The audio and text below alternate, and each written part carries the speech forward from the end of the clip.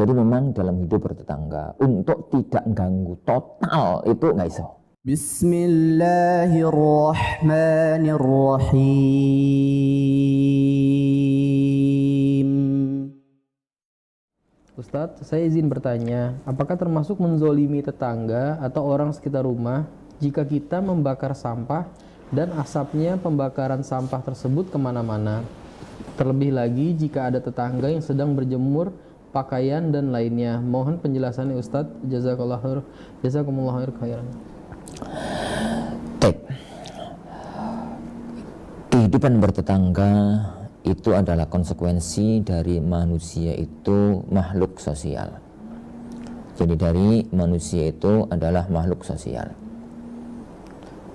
Makanya karena itu nggak bisa dihindari, Rasulullah Shallallahu Alaihi Wasallam sangat amat perhatian terhadap masalah hubungan bertetangga. Jadi kata Rasulullah Shallallahu Alaihi Wasallam mengatakan, la yu'minu ahadukum, kalau man kana yu'minu billahi wal yawmil akhir falyukrim jarah. Barang siapa yang dia itu beriman kepada Allah dan hari akhir, maka muliakan tetangganya.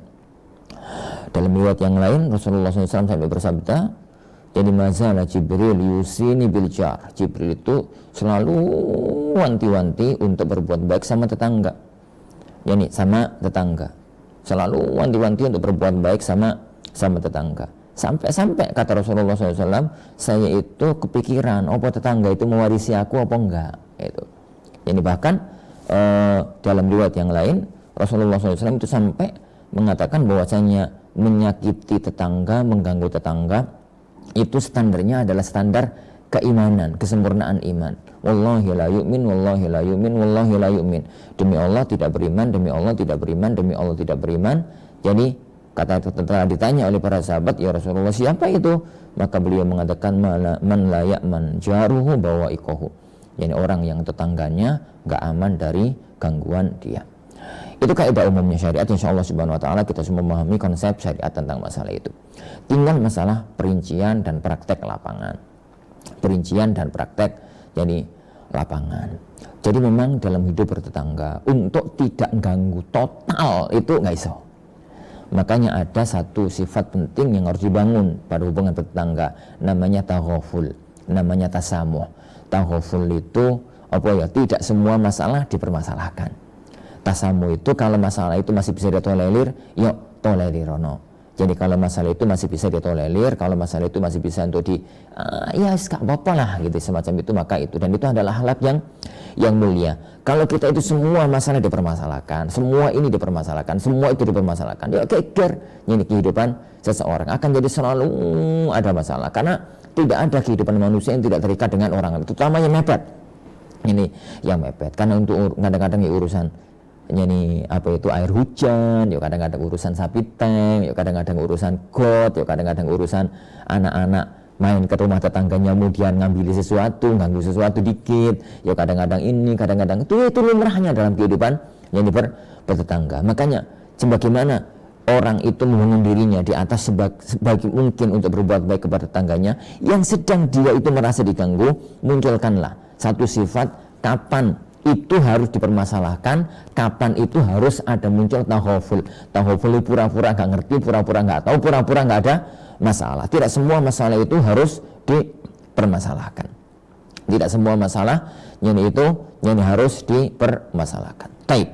Nah, dalam kondisi semacam itu, kemudian kalau terjadi kasus, kalau kemudian terjadi kasus membakar sampah, kemudian sampai ganggu tetangga,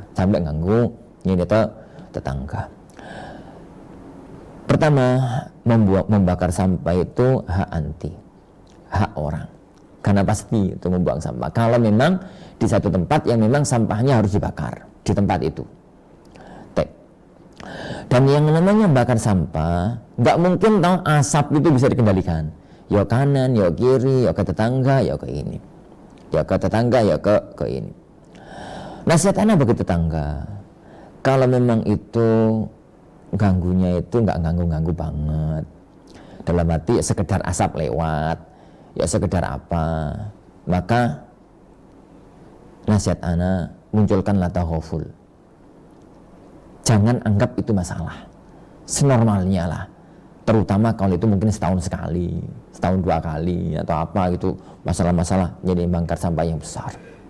Lah, adapun bagi yang bakar, jadi adapun bagi jadi yang bakar, kalau memang itu rutinitas, memang itu setiap hari harus bakar sampah, karena ada toh daerah-daerah tertentu itu yang bukan tempat sampah umum sehingga tiap hari harus bakar sampahnya itu. Kalau memang itu rutinitas, maka cari waktu yang insya Allah, kan pada waktu bakar itu kita tahu bakar itu sampai ke jemuran tetangga. Cari waktu yang di situ rata-rata orang itu nggak punya jemuran.